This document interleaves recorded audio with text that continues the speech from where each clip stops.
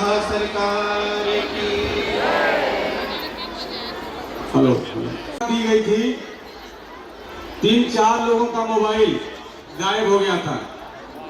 अभी तो वो मंच पर या कथा आयोजन समिति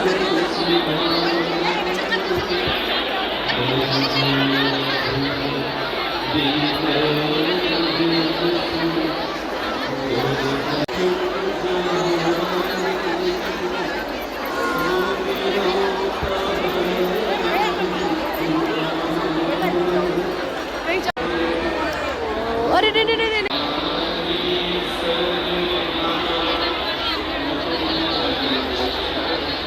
मम्मी हमने करे हिम्मत वाला होकर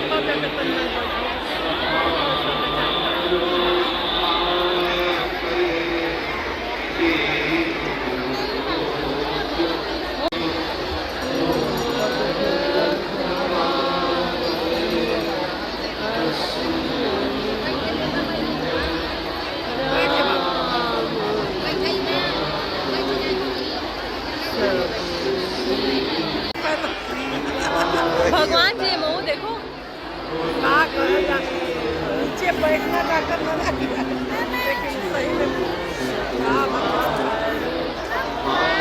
बेटू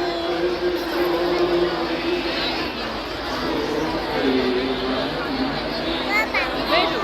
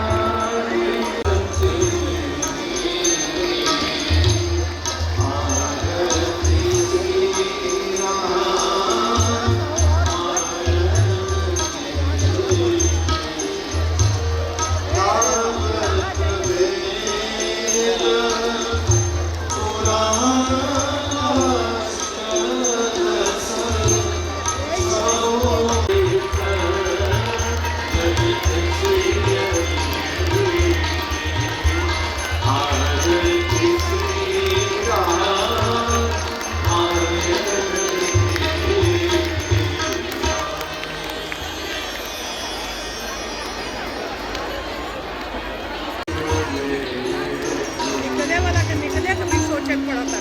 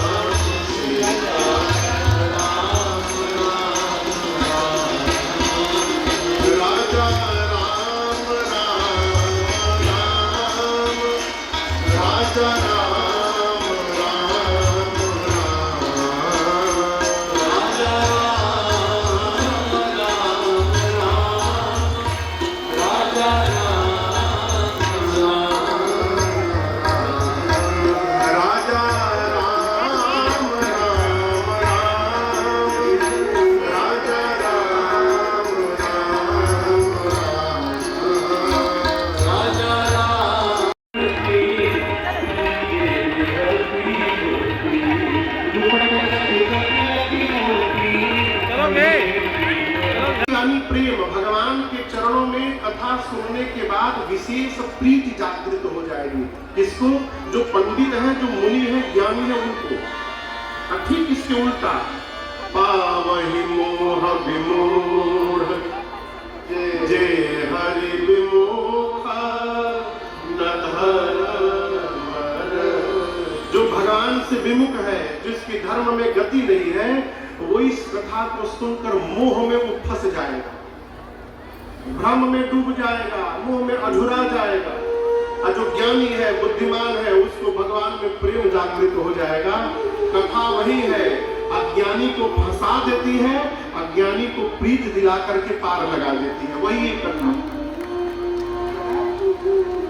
उसी प्रकार राम जी के गले में जयमाल देखने के बाद देवता तो पुष्प की वर्षा करते हैं, लेकिन जिन जिन राजाओं ने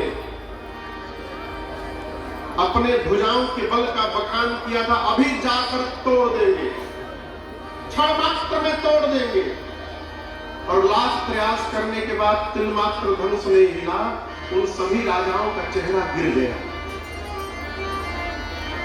ये प्रसंग कह रहा है भाई बाप, हमको और आपको सबको अपने भीतर इस बात का दर्शन करना चाहिए कि किसी का अच्छा देखने के बाद हमको कैसा लगता है। आप समझ रहे हो मेरी बात को? आदमी तो मुंह पर बहुत झूठ बोलते हैं।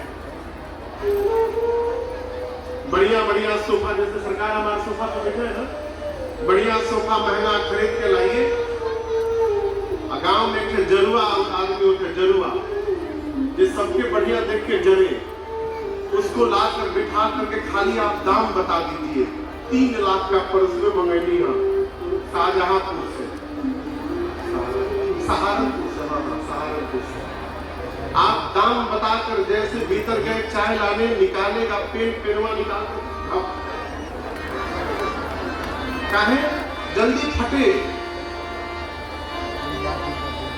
यदि हम दूसरे को, इस सूत्र में निवेदन कर रहा हूं आपसे, दूसरे के विकास को देख करके हमारे हृदय में प्रसन्नता हो रही है, तो मानिए हम देवत्व के भाव से परिपूर्ण हो रहे हैं। यही देवत्व का भाव है। दूसरे का उत्कर्ष हमको हर्षित कर रहा है, ये देवत्व है। और दूसरे का विकास देखकर हम कूढ़ रहे हैं, हम जरी रहे हैं, हम राजा लोगों से गए गुजरे हैं। मां ने प्रभु के गले में जयमाल पहनाया है, देवता पुष्प की वर्षा करके जय जयकार करने लगे। राम जी ने धनुष का भंजन कर दिया, लेकिन मैं वो यही मानेंगे कि मैंने मेहनत की है, लेकिन ये भगवान की कृपा से हुआ है। और जब हम ये मानेंगे तो अभिमान से बचे रहेंगे। भैया अभिमान होता ही तब है जब हम अपने आप को कर्ता मान लेते हैं। समझ रहे मेरी बतिया को? अच्छा आप बताओ, राम जी के परिवार में कौन कौन जानता है कि राम जी भगवान है? मैंने 2 दिन पहले निवेदन किया था। गुरु जी, मां कौशल्या और दशरथ जी जानते हैं, लेकिन मानता कौन कौन है? गुरु जी और मां कौशल्या। दशरथ जी मानते नहीं कि राम भगवान है, मां कौशल्या मानती है ना कि मेरा लल्ला भगवान है। आपको थोड़ा आगे लेके चलता हूं प्रसंग। भगवान विवाह करके अयोध्या लौटे। महाराज दशरथ ने जनक जी की खूब प्रशंसा की रानियों को बिठा करके। उसके बाद बोले कि जब दशरथ जी बोल रहे थे ना, तो 3 माताएं थी, 4 भैया थे और 4 बहुएं थे। सब बहुएं छोटी छोटी अभी लड़िका है। महाराज जनक जी की प्रशंसा करते करते बहुत देर तक करते रह गए, घड़ी नहीं देखे कितनी रात हो गई। और 4 बहुएं जमाई ले रही है नींद के कारण। तो महाराज बोले, लड़िका श्रमित उनीद बस शयन करावहु जाय। बहुएं बच्चे थक गए हैं, जमाई ले रहे, इनको नींद आ रही है। माताओं से बोले, जाइए आप लोग इनको शयन कराइए। अस कही के विश्राम गृह राम चलन चित लागा। माँ ने राम जी से दो बात कही, राम तुम भगवान हो ना, तो मेरी एक बात ब्रह्मा जी से कहोगे? राम जी ने कहा कहिए माँ। तो ब्रह्मा जी से कहना ना राम कि जिस दिन से विश्वामित्र जी तुमको लेकर के अयोध्या से गए थे, उस दिन से लेकर आज तक जितने दिन बीते हैं, ब्रह्मा जी से कहना उतने दिनों को हमारे उम्र में न गिनेंगे। राम जी बोले ऐसा क्यों? तो कौशल्या मैया बोली राम, जो दिन तुमको देखे बिना निकल गया वो दिन व्यर्थ हो गया, उस दिन का कोई अर्थ नहीं है जीवन में, इसलिए वो दिन हमारे उम्र में न गिनेगा। अब इसके बाद दर्शन करिए। मां जानती है कि राम जी भगवान है। उसके बाद भी मां पूछ रही है, राम ये बताओ कैसे लिए उठाई शंभु धनु, कैसे लिए? जिस धनुष को 10,000 राजा नहीं उठा पाए, तुम कैसे उठा लिए?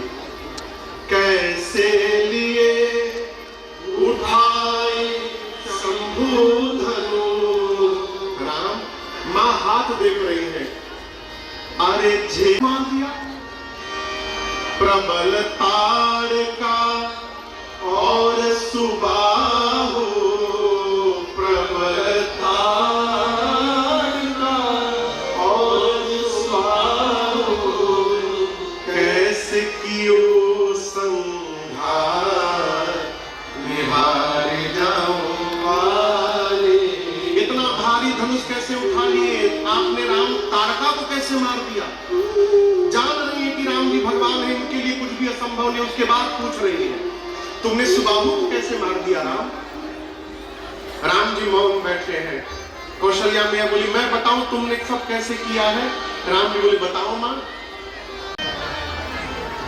काम करने वाला तो सरकार काम में बिजी है, अब इसके पास कोनो काम नहीं, उर्दू ही काम कर, फोटो खिंचवावा था खाली,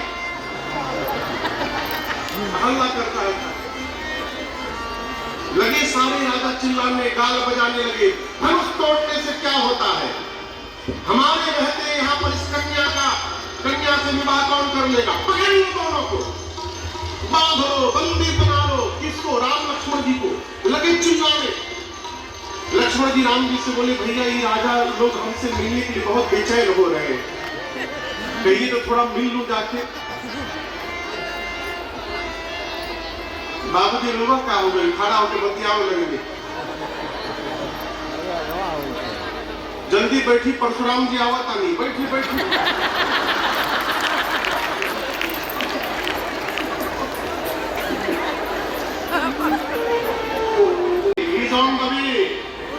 थोड़ी देर में पहुंचने वाले। कौन बाबा जी?